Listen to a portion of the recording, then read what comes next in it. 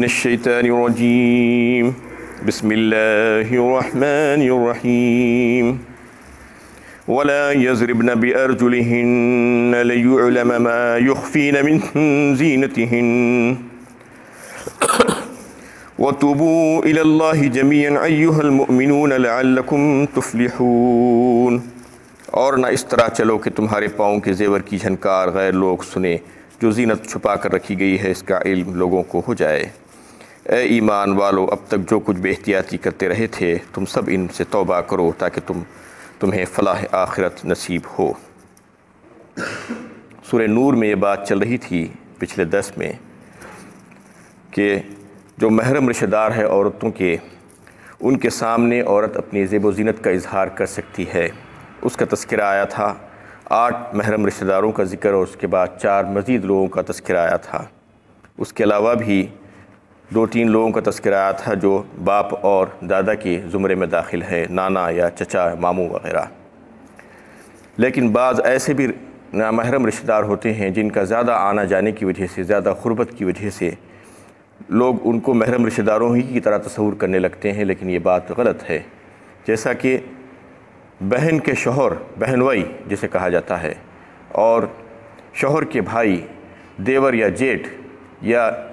ننند کے شوہر، نندوائی جسے کہا جاتا ہے، یہ تمام رشتہ دار جو ہیں نامحرم رشتہ دار ہیں عورت کے لیے۔ یہ محرم رشتہ دار نہیں ہے، جیسا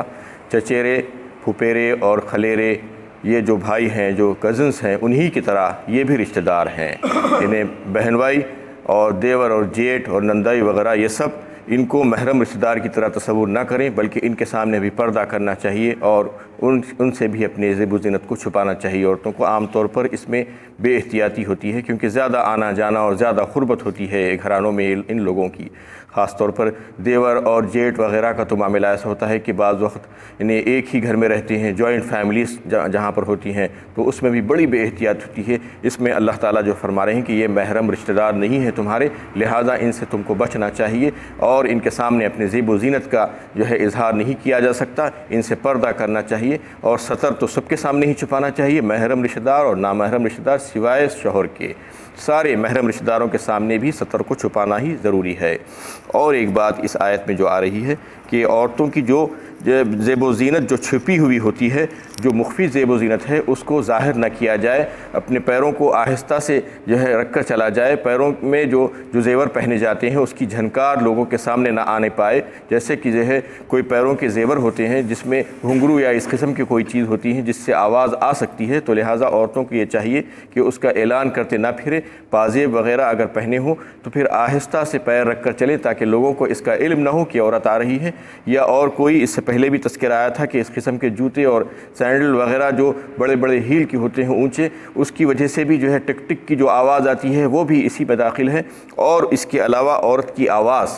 کی آواز کے تعلق سے بھی فقہاء کا یہ قول ہے کہ عورت کی آواز بھی پردہ ہے اور ستر میں داخل ہے، لیکن بعض ائمہ کا اس میں اختلاف ہے، کیونکہ وہ ایک حدیث جو پیش کی جاتی ہے اس کے سلسلے میں، اس کے استدلال میں، کہ ازواج مطہرات جو ہے پردے کے نزول کے بعد بھی، حکم احکام میں پردے کے بعد بھی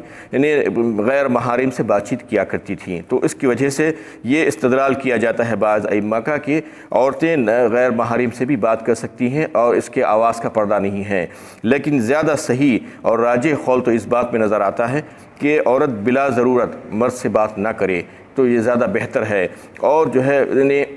جہاں پر فتنہ اور فساد کا اندیشہ ہو وہاں پر تو یہ ممنوع ہے ہی، یعنی آواز بھی عورت کے پردے اور ستر میں ہی داخل ہو جاتی ہے جہاں پر فتنے کا جو ہے سبب بن سکتا ہو اور فتنہ اور فساد بن سکتا ہو، تو وہاں پر ممنوع ہے۔ اور جہاں پر ایسی بات نہیں ہے تو بھی جو ہے بلا ضرورت بات کرنے کی کوشش نہ کریں، اس کو احتیاط کرنا ہی زیادہ بہتر ہے، اور احتیاط سے جو ہے بات کریں، اور اگر ضرورت نہ ہو تو نہ بات کریں۔ تو اس کے استدلال میں جو ہے سورہ احزاب کے پارہ 22 جو ہے آیتیں، جب عورت کو یعنی ضرورت پڑ جائے کسی مرد سے بات کرنے کی تو اس کا کیا طریقہ اختیار کرنا چاہیے، اس کا ادب سکھلایا گیا ہے۔ یا نساء النبی لستن کأحد من النساء ان اتقیتن فلا تخضعن بالقول فیطمع الذی فی قلبہ مرض وقلن قولا معروفا۔ اس میں جو ہے سورہ احزاب میں اللہ تعالیٰ نے یعنی نبی صلی اللہ علیہ وسلم کے ازواج مطہرات سے مخاطب کر کے جو ہے بات بتائی ہے۔ اصل میں بتانا مقصود امت مسلمہ کی عورتوں کو ہے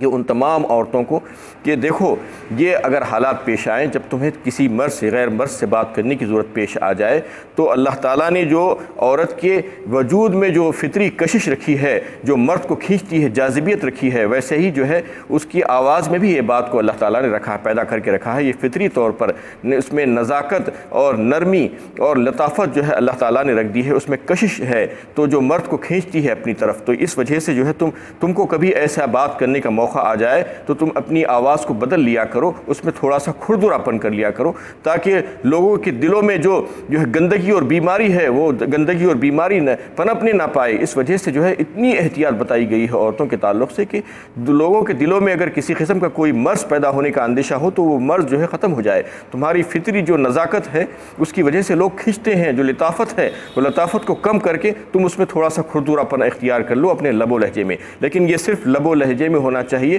تمہاری جو ہے بات چیت میں یا تمہارے اخلاق میں کمی نہیں آنا چاہیے، یعنی بد اخلاقی کا مظاہرہ نہیں ہونا چاہیے کہ کھردراپن کرنے کا مطلب یہ نہیں ہے کہ آپ مغرضات بکنے لگیں یا گالیاں دینے لگیں، نہیں، بالکل اخلاق کے دائرے میں رہتے ہوئے آواز کو لب و لہجے کو تھوڑا سا کھردراپن کر لیا کریں، یہ جو ہے بہتر ہے تمہارے لیے، یہ بات بتائی گئی ہے۔ اور پھر عورتوں کے باہر نکلنے اور بازاروں میں نکلنے کے تعلق سے تو جو ہے روکا گیا ہے ان کو کہ غیر ضروری طور پر وہ باہر نہیں نکلنا چاہیے، ان کو اگر انتہا سے زیادہ ضرورت ہو ہی تو باہر نکلنا چاہیے۔ وَقَرْنَ فِي بُيُوتِكُنَّ وَلَا تَبَرَّجْنَ تَبَرُّجَ الْجَاهِلِيَّةِ الْأُولَىٰ کہا سورہ احزاب پارہ 22 میں، یعنی تم ٹکی رہو اپنے گھروں میں، اپنے گھروں میں، اور جو ہے جاہلیت کی دور کی طرح اپنے آپ کو بنا سوار کر جو ہے لوگوں کے سامنے پیش مت کرو اور باہر مت نکلو، یہ حکم دیا گیا ہے عورتوں کو۔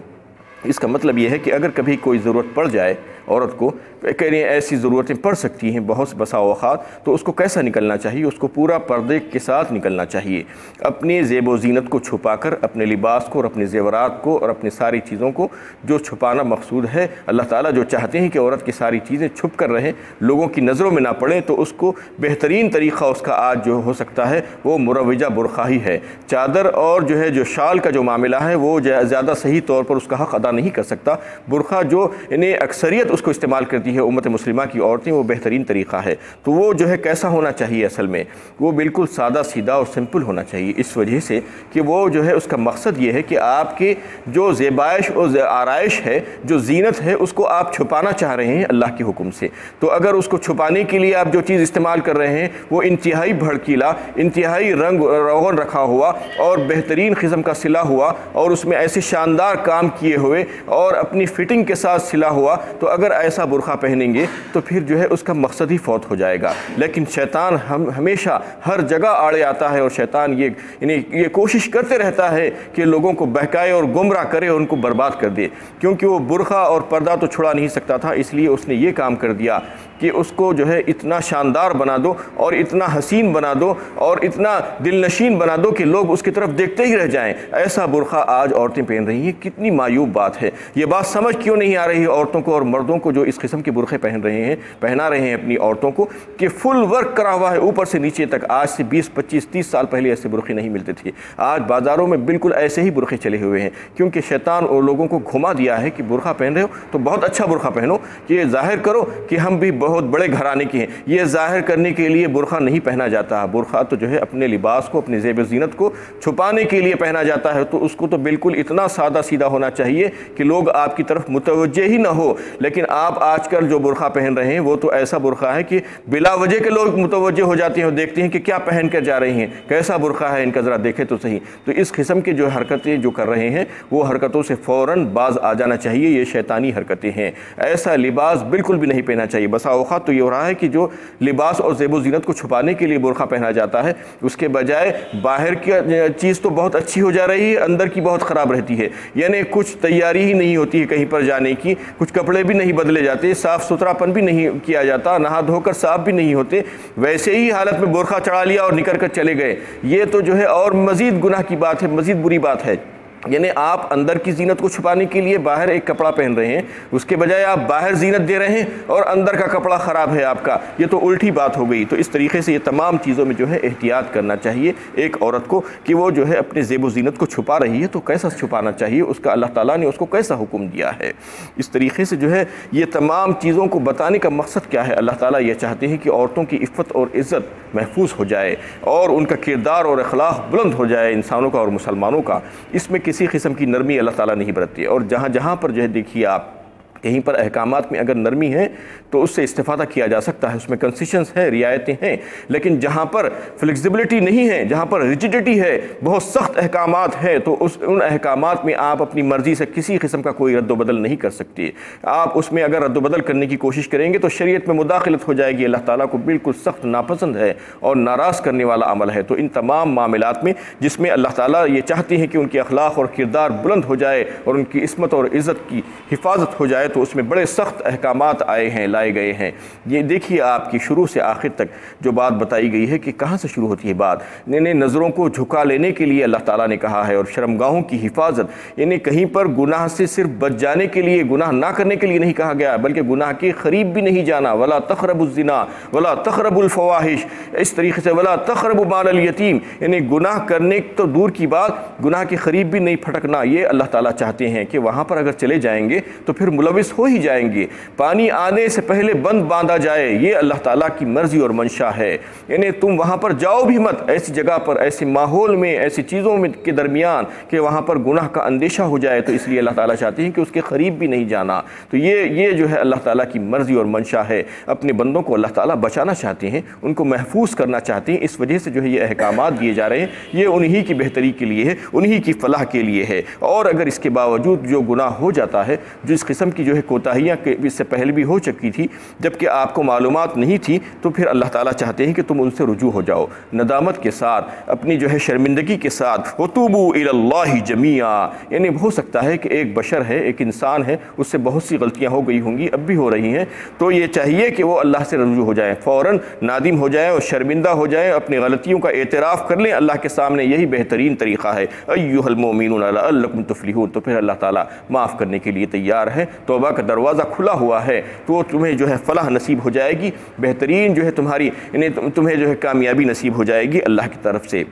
اس میں جو آپ دیکھیں گے کہ پچھلے 4 رکوع سے جو بات چل رہی تھی سورت کی شروع سے لے کے یہاں تک، اس میں جو ہے بہت سے احکامات آئے، اس میں جو ہے یعنی یہ زنا کا اور اس کے متعلقات، اور اس پہ جو ہے زنا کی تہمت، اور پھر اس کی مختلف سخت ترین سزاؤں کا تذکرہ، نظروں کو جھکا کر رکھنا عورتوں اور مردوں کے لیے، یعنی الگ الگ احکامات، نظروں کو نیچی کرنا اور پست کرنا، گھروں میں داخل ہونے کے آداب اور گھروں میں داخل ہونے سے پہلے اجازت لینا، یہ تمام چیزیں یعنی جو آ رہی تھی، یعنی فحوائش اور بے حیائی کے کاموں سے جو ہے منع کیا گیا تھا اور روک دیا گیا تھا، اس کی برائی کا تذکرہ کیا گیا۔ یہ تمام باتوں کے بتانے کے بعد یہ ظاہر کرنا ہے کہ یہ چیزیں تو تمہاری بھلائی کے لیے ہیں، لیکن جو ہے جو انسان کی جو فطری خواہشات ہیں، جو اس کے جذبات ہیں، اس کا بھی لحاظ اسلام نے رکھا ہے۔ یہ نہیں کہ اس کو صرف سخت کر کے چھوڑ دیا ہے، باندھ کر چھوڑ دیا ہے، یہی نہیں، بلکہ اس کو جو ہے جو اس کی فطرت میں جو جذبات ہیں، جو خواہشات جو پیدا ہوتے ہیں، اس کی جو ضرورتیں ہیں، اس کا بھی لحاظ،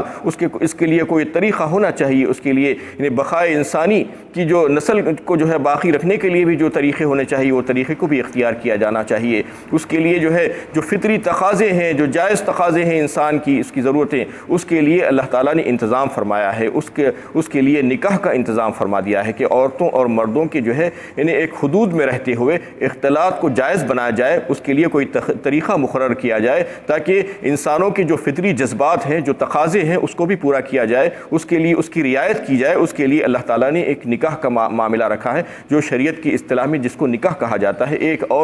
عورت اور ایک مرد کا جو ہے تعلق بنا دیا جاتا ہے 2 بول کے ذریعے سے اللہ کے حکم سے۔ تو یہ جو ہے یہ ایک خاندان کی بنیاد پڑتی ہے اس میں، اور عورتوں اور مردوں کے جو فطری جذبات ہیں اس کو پوری کرنے کی، اس کو تکمیل کرنے کی جو ہے جو طریقہ ہے اس میں بتا دیا گیا ہے کہ جائز طریقے سے جو ہے اللہ تعالیٰ اس کے لیے یہ انتظام فرما دیے ہیں۔